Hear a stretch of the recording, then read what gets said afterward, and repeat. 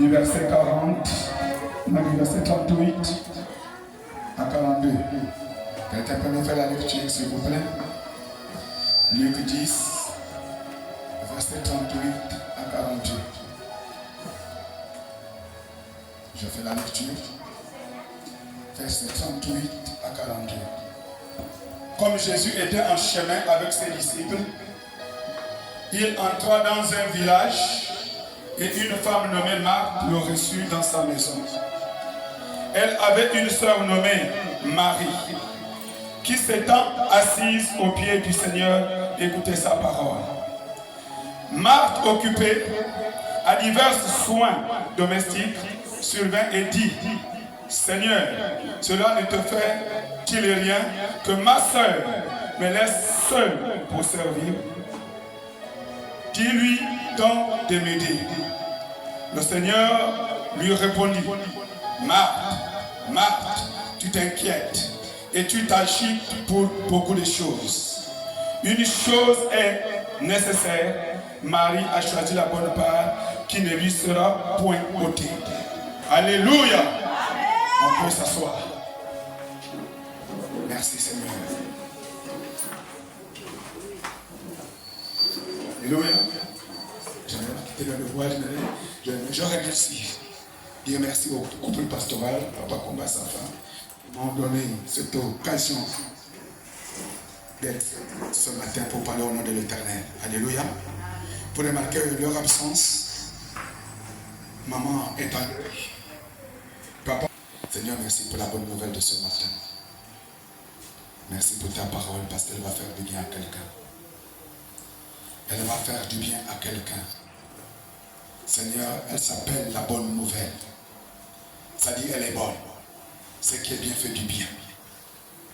Merci Seigneur, parce que ça nous fera du bien ce matin, je crois moi. De tout mon cœur, que ta bonne nouvelle ce matin me fera du bien. Alléluia. Soyez bénis. On va relire le même passage dans Marc et Luc 10, verset 38 à 42. Je vais relire.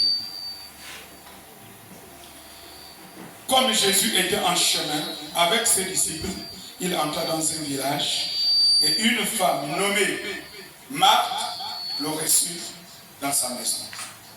Elle avait une sœur nommée Marie qui s'étant assise au pied du Seigneur écoutait sa parole. Marthe, occupée à divers soins domestiques, survint et dit: Seigneur, cela ne te fait-il rien que ma soeur me laisse seule pour servir? J'ai dit, lui donc de m'aider.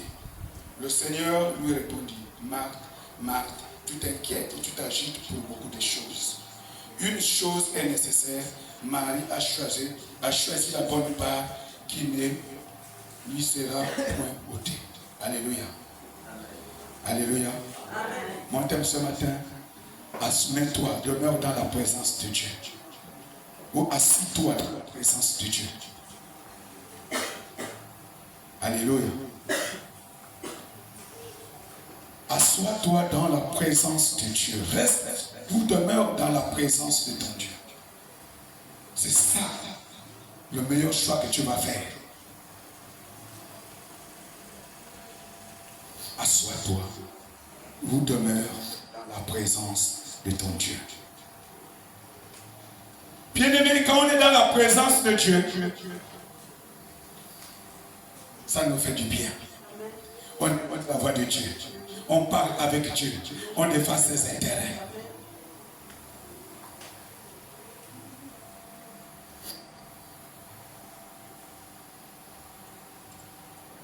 Quand on est dans la présence de Dieu, c'est le meilleur choix que l'on peut faire, de demeurer dans la présence de Dieu.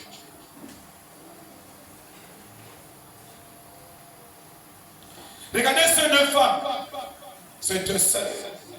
L'autre est agité à servir parce que le Seigneur le met dans sa maison. Il faut qu'il le reçoive. Il faut que Jésus soit bien traité avec ses compagnons. Il faut qu'ils soient au niveau lui. Quand ils vont partir de là, il faut qu'ils voient qu'ils ont été bien reçus. Mais l'autre a choisi aller s'asseoir dans la présence de Dieu, à ses pieds. Et pourtant, recevoir Jésus, les services que Marthe faisait, domestique, les soins domestiques, c'était pour recevoir Jésus. C'est une bonne chose. Un étranger vient chez toi, tu fais quoi? Tu fais tout pour le rendre à l'aise. C'est bien. Mais pour Jésus, elle avait choisi la mauvaise part. Elle était agitée pour plusieurs choses. Mais celle qui avait choisi la bonne part, c'était Marie. Pourquoi? Parce qu'elle était assise dans la présence de Dieu. Bien aimé, quand on est dans la présence de Dieu, on ne connaît point la mort. On ne connaît point l'échec. Bien aimé, quand on est dans la présence de Dieu, on souffre. Parce qu'on nous combat. Parce qu'on nous fait la guerre. Mais on ne nous vainc jamais. La Bible dit on ne vous vaincra jamais. Parce que je serai avec toi. Parce que tu seras dans ma présence. Mais on te fera la guerre.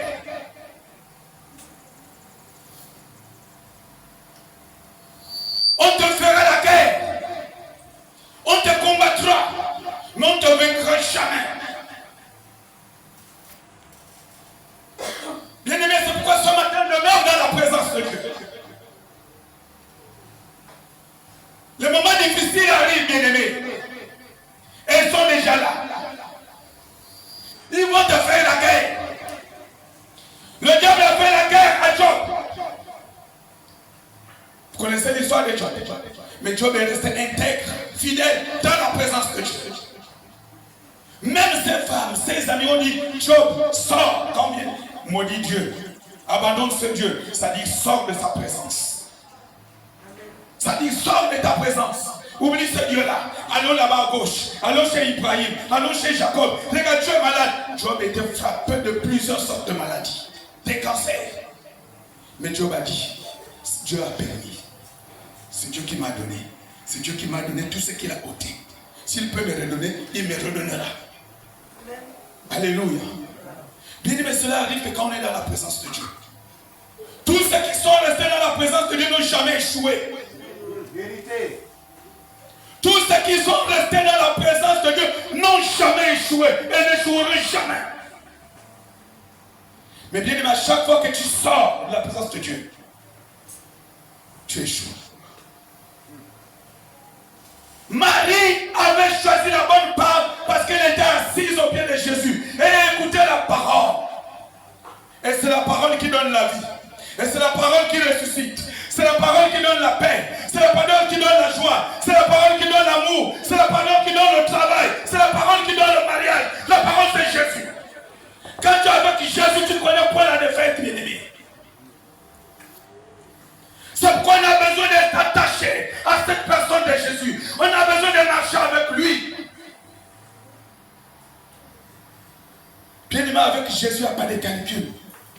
Pourquoi aujourd'hui l'église? Parce que tu souffres aujourd'hui. Et moi, tu abandonnes Dieu. Parce que ton frère ou ta soeur a parlé mal de toi. Oh, c'est un homme de Dieu, comment il peut me parler comme ça? Le pasteur Alfred ne peut pas me parler comme ça. Comment est-ce un homme de Dieu? Oh, je suis faux. Mais oui, Dieu permet. Si Dieu a permis à Satan, la Bible déclare dans le livre de Job, que les fils de Dieu étaient réunis avec Dieu. Le diable est venu au milieu d'eux. Vous pouvez voir ça dans Job 1. Maintenant, Dieu lui-même dit, Satan, tu reviens d'où? Dieu lui dit, je me baladais dans la ville, dans le pays, dans la province. Mais tu as vu mon fils Job. Oh, mais c'est ton fils, il est intègre, il est fidèle, parce que tu l'as béni. Tu l'as orné de tous ses biens. Oh, si tu enlèves seulement même un de ces biens-là, ou la moitié de ces biens, il va te nier, il va sortir. Alléluia. Il va te nier, il ne sera plus dans ta présence. Dieu va lui dire, va. Prends même tout. Mais j'ai une seule chose, ne touche pas à sa vie. Ne touche pas à sa vie. Va prendre tout. Je connais mon fils, c'est une fille. Bien aimé, Dieu parfois nous fait ces défis-là. Parfois Dieu permet que ton frère, ta soeur, que ton voisin vienne te faire la guerre. Mais quelle est la veste que tu as? Dieu permet pour voir si vraiment tu es fidèle à lui. Si vraiment tu vas rester dans sa présence. Dieu permet certaines choses. Tu n'as rien fait, mon Dieu. Mais je n'ai rien fait, Dieu. Parfois pour voir le degré de ta foi. Pour voir le degré de ton attachement à ton Dieu. Beaucoup de gens nient Dieu en un obstacle de quelque chose. Par contre, une petite souffrance. Amen. On oublie Dieu. Oh, c'est pas parce qu'on est chrétien. Hein? Alléluia. C'est pas parce qu'on est chrétien, je peux aller chez les marabouts. C'est pas parce qu'on est chrétien, je peux aller voir le ngangala qui soit. Mais qu'est-ce que Dieu va me faire? C'est Dieu qui a donné les dons. Oui, Dieu a donné les dons, mais Dieu guérit. Dieu permet que tu tombes malade, mais Dieu permet que tu sois guéri. Et Dieu même Dieu te guérit. Est-ce que Dieu était parti voir un nganga? Est-ce que Dieu était parti voir un marabout? Est-ce que Dieu était parti voir, je ne sais pas, un soigneur? Il a dit, Dieu m'a donné. Dieu m'a donné. Il est en train de reprendre la santé qu'il m'a donnée. Il est en train de reprendre la vie qu'il m'a donnée. Il a repris le bien qu'il m'a donné. Je reste fidèle à mon Dieu. Amen. Voilà le caractère d'un homme qui est fidèle et qui reste dans la présence de Dieu. Il reste dans la présence de Dieu. Bien-aimé, la présence nous fait tellement la présence de Dieu nous fait tellement du bien. Du bien. Mais faites expérience à chaque fois que tu sors de sa présence, tu es livré à toi-même. Nous connaissons l'histoire de cet homme qui avait ses 2 fils. Alléluia. Alléluia. Nous connaissons l'histoire. 2 fils, l'autre vient dire à son père, Père, donne-moi ma part. C'est fini là, moi je suis déjà grand. Donne-moi ma part, moi je vais gérer moi-même, je suis devenu homme. Je connais déjà dit, je connais déjà prêché. Je peux faire ce que je fais, je connais prier. Je peux demander la personne guérie, je peux aller, je peux m'envoler. Tu vas encore me dire quoi? Frère, toi tu vas encore me dire quoi? Ce que tu me dis, je connais déjà. Frère, c'est moi me dire quoi? Il est parti. Il est parti. La Bible déclare loin, très loin de la maison de son père, ou du pays de son père. Arrivé là-bas, il a fait ce qu'il a fait. Bien aimé, quand il était loin de la maison de son père, il a connu ce qu'on appelle la débauche de la misère, la souffrance. Il a connu ce qu'on appelle la souffrance. Souffrance horrible. Au point où il va vouloir manger même la nourriture de porc. Souffrance terrible, même un morceau de pain il n'avait plus, même un gâteau il n'avait plus, même je ne sais pas, même un morceau de pain il n'avait plus. Il partit, il voulait aller manger la nourriture des porcs. Parce qu'il était hors de la présence de Dieu. Il était livré à la débauche. Il était livré à la mort. Il était livré lui-même à la souffrance. Il a souffert. Il a traversé les moments difficiles. Très difficiles, bien-aimés. Bien-aimés, lorsqu'on est loin de la présence de notre Dieu, lorsqu'on sort de la présence de notre Dieu, c'est la souffrance qui nous atteint. C'est la souffrance qui nous atteint. C'est la misère qui nous attrape. C'est l'échec qui nous attrape. Dieu permet que tu souffres, oui. Mais à la fin de ta souffrance, c'est la solution. C'est quoi? C'est la victoire. Dieu a permis que Moïse fuit pour aller chez son pour aller où il est parti rencontrer Dieu. Mais il a souffert. Je vous dis tout ça, c'était la volonté de Dieu. Moïse était appelé pour sauver, faire sortir les Israélites de l'Égypte pour le Canaan. Mais quand Moïse part, il a fait ce qu'il a fait, vous connaissez. Il voit 2 frères qui se battent. Il ne sait pas, ses parents, l'autre meurt dans la terre. Quand il revient, 2 frères qui se discutent, il dit à l'autre, non, toi là. L'autre va lui dire, ah, tu me tues comme tu as tué l'autre. Il s'est dit que mon secret est connu, je m'en vais. Il est parti.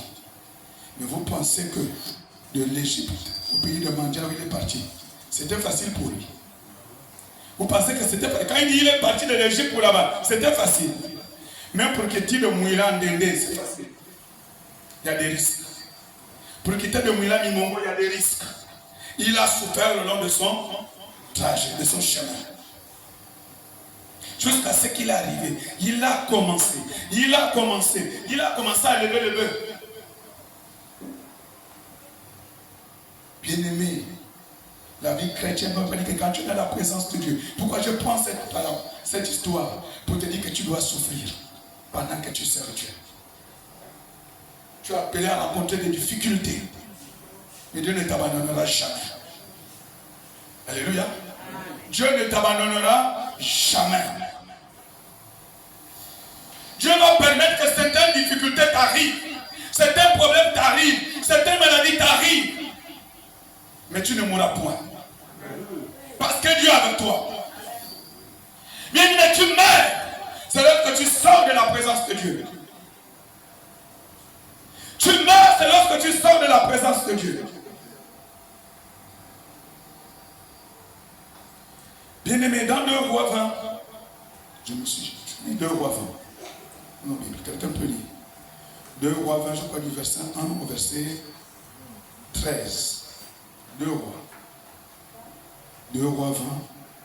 On va voir une histoire de quelqu'un qui a souffert. Premier verset au verset 13. Écoutez l'histoire là. En ce temps-là, Ézéchias fut malade à la mort. Ézéchias fut malade à la mort. Le prophète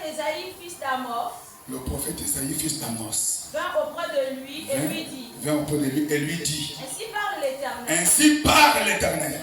Donne tes ordres à ta maison. Donne déjà les consignes. Partage déjà tes biens, en quelque sorte. Car tu vas mourir. Attends, s'il te plaît. C'est le prophète qui vient pour parler. Il dit, tu as la maladie que tu as là, tu dois mourir.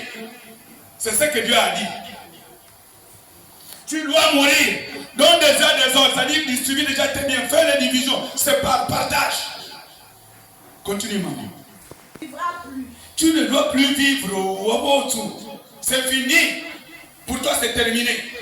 Ézéchias tourna son visage contre le mur. Ézéchias tourna son face contre le mur. Et fit cette prière à l'Éternel. Ô Éternel. Souviens-toi que j'ai marché devant ta face avec fidélité et intégrité de cœur. Souviens-toi que j'ai marché devant ta face avec fidélité et intégrité de cœur. Et que j'ai fait ce qui est bien à tes yeux. Et je fais ce qui est bien à tes yeux. Et Ézéchias répandit d'abondance l'arbre. Et Ézéchias répandit d'abondance d'arbre. Oui, répandit d'abondance l'arbre. Okay. Ésaïe qui était sorti n'était pas encore dans la cour du milieu. Lorsque la parole de l'Éternel lui fit adresser en ces termes. Retourne et dis à Ézéchias, chef de mon peuple, ainsi parle l'Éternel, le Dieu de David, ton père, j'ai entendu ta prière, j'ai vu tes larmes, voici, je te guérirai, le 3e jour tu monteras à la maison de l'Éternel. J'ajouterai à tes jours 15 années, je te délivrerai toi et cette ville de la main du roi d'Assyrie. Je protégerai cette ville à cause de moi et à cause de David mon serviteur. Amen, c'est bon. Vous avez la parole. Dieu envoie son prophète. C'est pas que Ésaïe est parti de lui-même annoncer ce message au roi. C'est Dieu qui l'envoie lui dit, lui là il va mourir. C'est fini pour lui. Il n'a qu'à déjà partager les biens au peuple. Pour lui, il n'y a plus d'autre solution, c'est la mort. Il ne vivra plus. Mais Ézéchias vivait encore. C'est vrai qu'il était malade. Il a fait quoi? La Bible dit qu'il est parti dans la présence de son Dieu, face contre le mur, et il a adressé la prière à son Dieu. Alléluia. Quand ça dit pour vous dire quoi? Quand tu es dans la présence de Dieu, tu changes le décret de Dieu.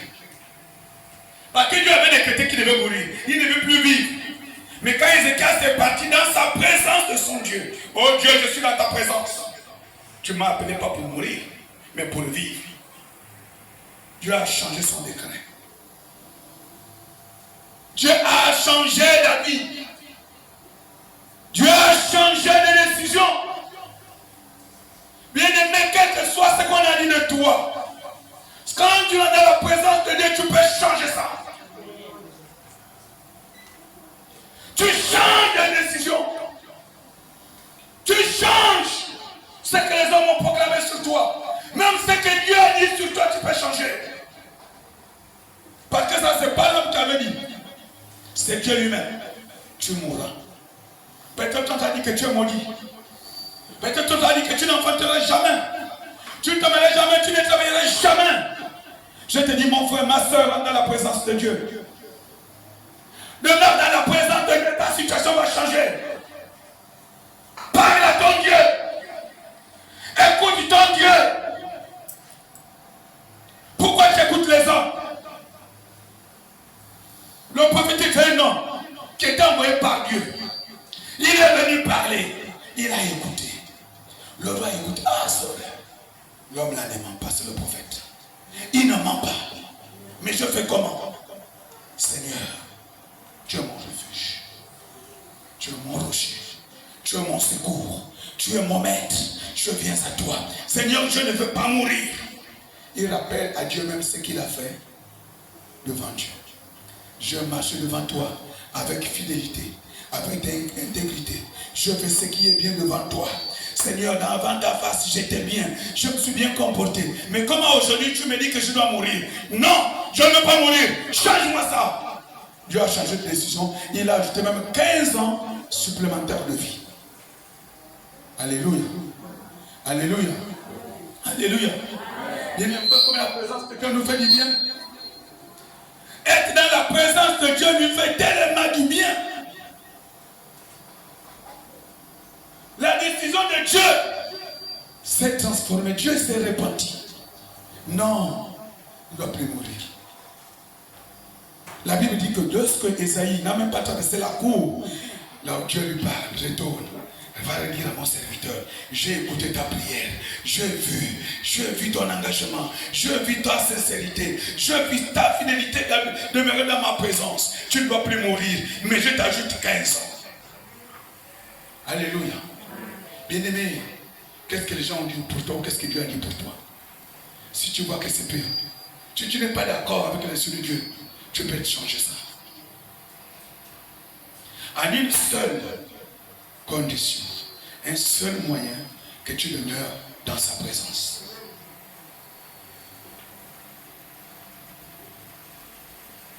Bien-aimé, ce fils prodige, pendant qu'il était au pays, pendant qu'il souffrait, et rentrant en lui-même. Oh Jesus. Chez moi là-bas même les serviteurs, les gens qui me servaient, les serviteurs de mon père, mangent, ils sont à l'aise. Moi je me souffre maintenant ici. Non, je repars chez moi. Je repars chez moi. Mais là je ne parle plus comme fils. Je parle maintenant comme serviteur.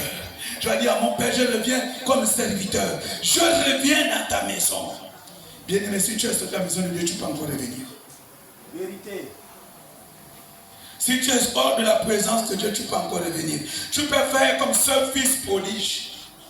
Ce père, ne me reçois pas comme ton serviteur. Ne me reçois pas comme ton serviteur. Mais reçois-moi comme ton serviteur. Reçois-moi comme ton serviteur. Jésus a dit, je ne me point dehors. C'est ce que le Père me donne. Alléluia. Tu as le temps de revenir. Bien-aimé, on peut prier pour toi. On peut prier pour toi. Si toi, tu n'as pas de préalation de demeurer dans la présence de Dieu, tu ne verras rien s'accomplir dans ta vie. Tu connaîtras les échecs, échecs. On peut prier pour toi. On peut prier. Mais la décision est à toi-même. Marie a repris la bonne décision. D'être dans la présence de son Dieu. Oui, bien-aimé. Oui, bien-aimé, on demeurait dans la présence de Dieu. Même si tu es mort, tu ressuscites. Alléluia. Vous connaissez l'histoire de Lazare? C'est une histoire, on va lire l'histoire là. Dans Jean 11. Jean 11, disons un peu l'histoire de Lazare. Vous savez que Lazare est mort. Qui peut me dire pourquoi Lazare est mort? Parce qu'il était malade. Amen. Regardez-moi. Qui peut me dire pourquoi Lazare était mort? Hein? Pour que le nom de Jésus. Ok, c'est bien, c'est une bonne réponse. Pourquoi Lazare était mort? Parce que Jésus n'était pas là. Parce que Lazare était hors de la présence de Jésus. Vraiment, c'est ce que je veux entendre. On va voir. Verset 21 dans Jean. Vous connaissez l'histoire. Je prends la partie la plus qui m'intéresse. Verset 21 de Jean 11 dit quoi? Marthe dit à Jésus. Marthe dit à Jésus. Seigneur, si tu eusses été ici, ça dit si tu étais là, présent, mon frère ne serait pas mort. Mais Lazare ne serait pas mort. Donc ça dit Lazare est mort, c'est pas parce qu'il était malade. Très haut là-bas, au début de l'histoire, Jésus va dire que cette maladie ne conduit point à la mort. C'est l'histoire. Donc Lazare n'est pas mort parce qu'il était malade. Lazare est mort parce qu'il était hors de la présence de Dieu.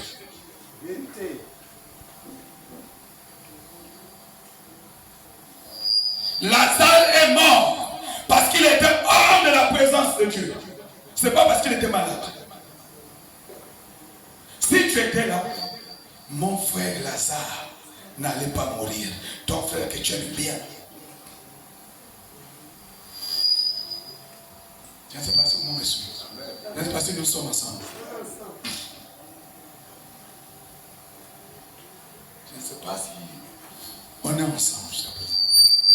Bien-aimé, lorsque tu sors de la présence de Dieu, c'est la mort. Lazare est mort parce qu'il était hors de la présence de Dieu. Marie va dire, oh Jésus, Seigneur, si tu étais là, depuis que tu as envoyé la nouvelle, tu n'es pas venu. Tu as dit, j'imagine, répète Jésus, tu as dit que cette maladie ne conduit pas à la mort. Mais mon frère est mort. Et putain, il était malade. Donc, selon Marie, c'est pourquoi il est mort. Mais pourquoi il est mort? Je réfléchis. Mais pourtant, il était malade. Il était malade. On envoie des nouvelles. Jésus dit la maladie ne conduit pas à la mort. Mais Lazare finit par mourir. J'ai dit, Seigneur, je ne comprends pas. Au début, je ne comprenais pas l'histoire. C'est le verset 21 qui m'a ouvert les yeux. C'est la même Marie qui vient dire, Seigneur, si tu étais là, mon frère ne serait pas mort. Mais il est mort parce que tu n'étais pas là. En quelque sorte, si Lazare est mort parce que tu n'étais pas là, si tu serais venu, tu n'allais pas mourir. Mais on continue plus loin là-bas. Quand on connaît l'histoire, vous allez voir que Jésus pleura. Et quand Jésus a pleuré, Jésus a ressuscité Lazare. Jésus, la présence de Dieu, ressuscite même les morts. Oui, oui. Alléluia. Lazare avait déjà combien de jours? 4 jours. Enterré. La présence de Dieu ressuscite même les morts. Bien aimé, je ne sais pas ce que tu traverses dans ta vie.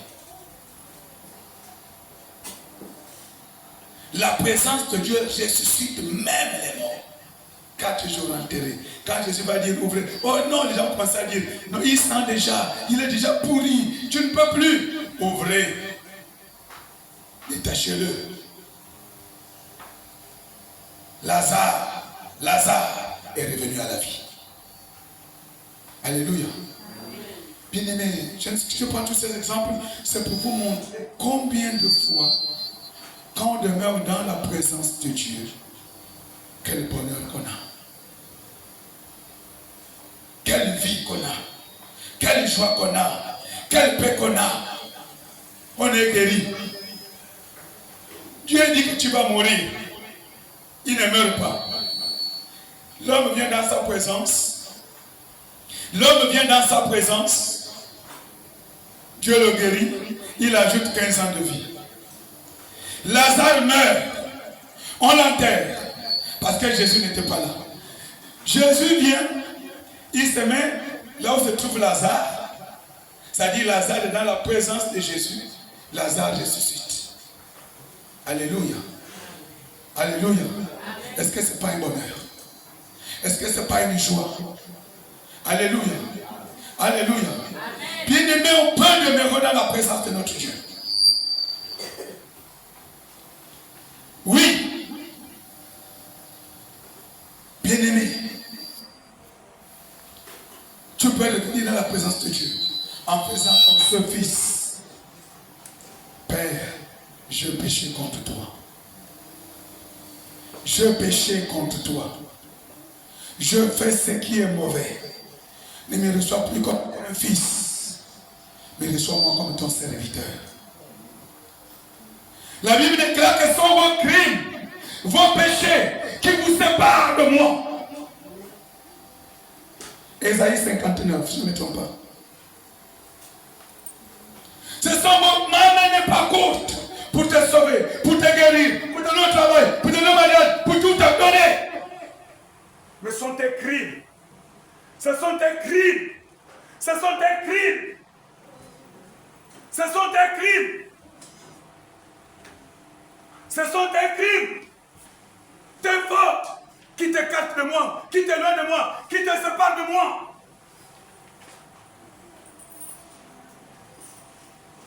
Bien-aimé. Bien-aimé. Lisons Ésaïe 59. Verset 2. Les deux premiers versets. Les deux premiers versets. Bien-aimé, tu peux le bénir. Non, la main de l'Éternel n'est pas trop courte pour sauver, ni son oreille trop dure pour entendre. Mais ce sont vos crimes qui mettent une séparation entre vous et votre Dieu. Ce sont vos péchés qui vous cachent sa face et l'empêchent de vous écouter. Alléluia. Amen. Alléluia. C'est pas Dieu, la faute n'est pas à Dieu, bien-aimé. Le tort n'est pas à Dieu. C'est nous-mêmes. C'est moi-même, c'est toi-même. C'est toi-même. La Bible déclare que la main d'Éternel n'est pas trop courte pour t'aider, pour te sauver, pour te guérir, pour te donner du travail. Mais ce sont tes fautes écrites qui te séparent, qui fait limite. La Bible dit que le don gratuit en Dieu, c'est la vie. Mais le salaire du péché, c'est la mort. On peut toujours revenir. Ce fils prodige a peu compris cela. Je péchais, Père. Je péchais, je péchais, je péchais. Ne me reçois plus comme ton fils, mais reçois-moi comme ton serviteur.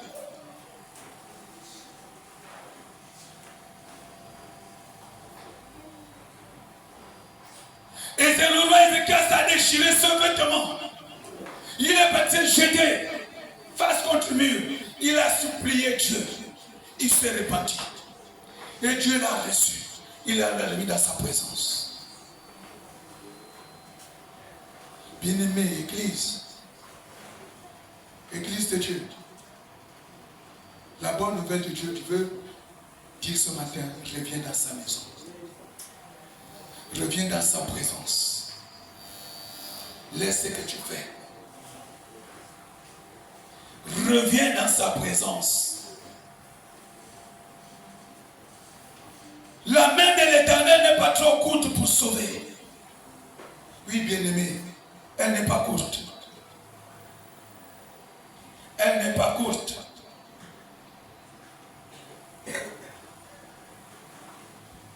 Ni son oreille dure pour t'entendre. Mais ce sont vos crimes qui mettent une séparation entre votre Dieu et vous. Ce sont vos péchés qui cachent sa face et l'empêchent de vous écouter. Lisez la Bible. Bien-aimé, il est temps que nous prenions nous-mêmes nos vies en considération. Il est temps que nous prenions nos vies. Nous-mêmes d'abord, il faut que tu considères d'abord ta propre vie. Il faut que tu te respectes d'abord toi-même. Il faut que tu décides d'abord toi-même. Bien aimé, Dieu voit les cœurs. Il y a des gens qui sont venus là parce que soit pour dire, oh, le pasteur va me chercher. Ou papa va me blâmer, je ne parle pas l'église. Ou maman va me blâmer. Ou tonton. Ou ceci. Il y a des gens qui sont là comme ça. Mais qui ne sont pas venus d'eux-mêmes. Mais non. Viens. Un engagement. Sois zélé pour Dieu. Tu viens parce que tu sais que Dieu est ton Dieu. Dieu est ton Seigneur. Dieu est ton rocher. Dieu est ton sauveur. Dieu, il n'y a que lui, il n'y a que toi, Seigneur, qui peut faire de ma vie quelque chose. Il n'y a que toi qui peux faire de moi un grand homme ou une grande femme. Il n'y a que toi, Dieu, qui peut faire de moi un meilleur homme, un meilleur bishop, un meilleur pasteur, un meilleur prophète. Il n'y a que toi, Seigneur. C'est un engagement personnel. Bien aimé, si tu reviens dans la présence de Dieu, si tu reviens dans la présence de Dieu, et tu fais ce qui est bien et juste devant Dieu, ta situation doit changer. Les gens ne doivent plus te reconnaître. Le monde ne doit plus te reconnaître. Mais tu seras combattu. Tu vois, les gens vont te livrer la guerre. Mais tu vas remporter les victoires. Parce que Dieu marche avec toi. Parce que tu as la main de Dieu sur toi. Bien-aimés, abandonnons ce qu'on fait. Abandonnons ce que nous faisons en cachette. Abandonnons. Attachons-nous sincèrement à notre Dieu. Aujourd'hui, le nom de Dieu est déshonoré à cause de l'Église. À cause de nous. À cause de moi, les gens ne craignent plus Dieu. Oh, celui-là. Celle-là. Oui, c'est nous qui vendons. Nous faisons la mauvaise image de Dieu. C'est tous nous qui crions, soit en disant dans les églises dites de réveil. C'est tous nous qui prions, soit en disant des églises de réveil. Mais l'Italie, c'est une église de réveil. Mais qui vit le réveil, c'est toi, c'est moi. C'est les hommes qui font qu'on nous appelle que nous sommes réveillés. Alléluia. Ce n'est pas le nom de l'église. Hein. Ce n'est pas le nom de l'église, la domination, non. Mais c'est les gens qui sont là. Parce qu'ils vivent une révolution. Ils vivent ce qu'on appelle une révolution totale. Ils s'attachent totalement à leur Dieu. C'est-à-dire, à un moment, les gens ne les reconnaissent plus. Ils sont perdus dans Dieu. Ils amènent le feu. Ils amènent la vérité. Ils transforment le monde. C'est là où on dit qu'ils sont réveillés. C'est là où les gens te combattent. Alléluia. Les disciples, les apôtres étaient, prenons l'exemple de Pierre. Saül, qui est devenu, l'exemple de Saül, tant pour moi, qui est devenu aujourd'hui Paul de Tarse. C'était un grand persécuteur. Il combattait. Il était de l'autre côté. Mais quand il est rentré dans la présence de Dieu, il a amené une révolution avec les gens qui étaient avec lui. Alléluia. Il a commencé à dire, non, ce qu'on faisait n'est pas bien. Ce Dieu-là est vrai. Ce Dieu-là est puissant. Ce Dieu-là est vrai. Ce qu'il dit, c'est vrai, nous sommes dans le faux. Ces mêmes personnes qui étaient avec lui l'ont combattu. L'ont fait la guerre. Et ils ne l'ont jamais vécu. Alléluia. Alléluia. Vous connaissez l'histoire de Paul, non? C'est les mêmes personnes qui marchaient avec Paul qui l'ont fait la guerre. C'est là où Dieu dit, ils te feront la guerre. La guerre commence dans ta maison. La guerre commence dans ta maison. éviter que la guerre commence dans ta maison. Le réveil commence dans ta maison. Quand les gens vont commencer à te dire, mais toi là, quelque Dieu là, et pourtant tu fais ce qui est bien, mais il ne faut pas faire dans le tort. Parce que nous les chrétiens aussi, il y a des moments, comme on dit que la guerre commence dans ta maison, tu vas commencer à te lever à 4 h du matin, tu vas commencer à faire le désordre. Moi j'appelle ça le désordre. Oh, quand les parents dorment, les autres dorment, tu commences à regarder. C'est bien de prier, mais c'est un désordre. Parce que tu déranges les autres. Jésus était discipliné. Jésus priait, il sortait à 4 h du matin ou 1 h du matin. Il partait loin parce qu'il ne voulait pas déranger les gens. Alléluia. Alléluia. C'est pas qu'on ne t'a pas demandé de ne pas prier. Mais quand tu déranges les autres, ça devient mauvais pour toi. Parfois, c'est autant que tu cherches la persécution. Après, tu vas venir dire, pasteur, parce que je prie, mon père et ma mère, mon oncle me persécutent. Mais non, parce que tu les déranges. Tu as tort. Tu tournes de laver les assiettes. Tu ne peux pas les assiettes parce que tu vas venir à l'église. Tu as tort. Parce qu'un chrétien doit être discipliné. Il faut que tu prouves que tu es devenu bien, propre. C'est bon, ce monde aujourd'hui, c'est bon, tu laves les assiettes. Je prends mes assiettes, je lave. À midi, je peux aller à l'église. À midi, tu pars à l'église. Maintenant, quand tu viens, les assiettes sont lavées. Mais ton père ou ta mère ou ton oncle ou ton grand-frère, tu empêches de quoi? De zéro. Oh, tu n'as pas levé de cette maman, j'ai lavé des assiettes. À partir de ce moment, s'il te persécute, Dieu prend ta part. Alléluia. C'est des choses qu'on vit. Bien aimé, c'est des choses simples que nous vivons. Ne cherchons pas la persécution. La persécution doit nous suivre et doit nous trouver. Alléluia. Lorsque tu es dans la présence de Dieu, la persécution doit te suivre, mon frère. La guerre doit te suivre. Mais si toi tu vas provoquer toi-même, Dieu ne te regarde pas. On ne provoque pas. Amen. Alléluia. Alléluia. Vous voyez parfois, quand Jésus m'a fait ici pour marcher, parfois les démons se dénonçaient eux-mêmes. Parce qu'ils sentaient la présence de Dieu. Parfois tu n'as même rien à dire, rien à faire. Quand tu arrives là, rien que ta présence va gêner beaucoup de gens. Parce qu'ils sentent la puissance, la présence de Dieu en toi. Rien que ta présence, tu vas voir parfois des gens rentrer même en transe. Oui, j'ai vécu ça. Mais bien aimé, pourquoi aujourd'hui l'église devient plus simple? Parce qu'on a abandonné Dieu. Parce qu'on a abandonné Dieu. On a abandonné notre Dieu. Revenons dans la présence de Dieu. Alléluia. Alléluia. Revenons dans la présence de Dieu.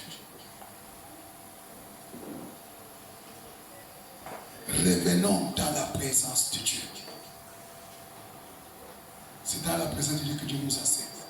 La Bible déclare que Dieu ne fait rien sans avertir à ses serviteurs. Hein? Est-ce que c'est fait?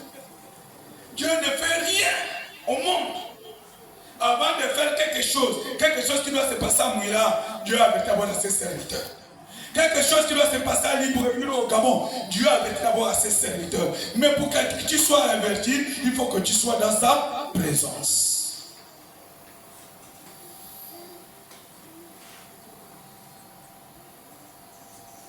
Dieu parle à tout le monde.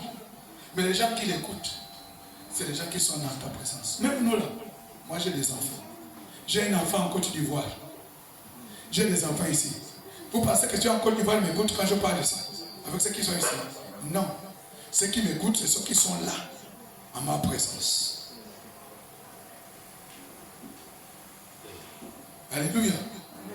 J'ai des enfants à Libreville. Moi je suis en Mouila avec les autres. Ceux qui sont à Libreville m'écoutent. Non, ils ne m'écoutent pas. Ils ne m'écoutent pas. Ceux qui m'écoutent, c'est ceux qui sont à la maison. Après, ici, quand tu vas à la maison, je réunis parfois mes enfants, je leur parle, sont eux qui m'écoutent. Et pourtant, celui qui a Libreville est mon enfant, mais il n'a pas écouté ce que je dis aux autres là. Parce qu'il est hors de ma présence. Alléluia. Donc, il vaut mieux demeurer dans la présence de Dieu. Mais la Bible déclare que Dieu est partout. Donc, même si tu as Libreville, Dieu est là-bas. Tu peux demeurer. Mais moi, je ne suis pas Dieu. Moi, je suis ici. Et ceux qui m'écoutent, c'est vous qui êtes ici. Amen. Ceux qui ne sont pas là m'écoutent. Si j'étais Dieu, les gens qui sont même en France, au Congo, partout dans tout le monde entier, devaient m'écouter. L'essentiel qu'ils soient dans ma présence. Vous ne m'écoutez pas dans ma présence. Mais ceux qui sont dehors, loin là-bas, Dieu ne prend pas soin d'eux. Alléluia. Le fils prodige était parti. Je vais terminer par là. Il était parti. Parti loin. Il avait oublié même qu'il avait un père. Non, parce que non, tu peux sortir de la présence de Dieu. La Bible dit que quand Dieu t'a béni, Dieu t'a béni. Mais quand tu vas reconnaître l'échec, quand tu vas revenir. Mais Dieu ne te met point dehors. Mais le but de Dieu, c'est que tu reviennes à sa maison. Que tu demeures. Que tu demeures dans sa maison. Sur mon peuple, sur qui est invoqué mon nom, sur Mili, prie, se détourne de ces mauvaises voies. Moi, l'Éternel, je prends l'engagement, je pardonne, je guéris, je sauve. Alléluia. 2 Chroniques 7,14. Que Dieu bénisse sa parole. Amen.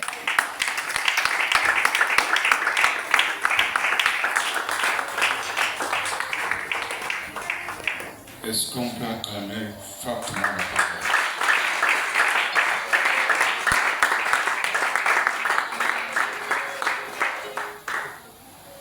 Dis à celui qui est à côté de toi, est-ce que tu as écouté la parole? Tourne-toi auprès de l'autre pour dire, est-ce que tu as écouté les merveilles de Dieu? Alléluia. Au fait, l'enfant prodigue était venu à cause de la galère.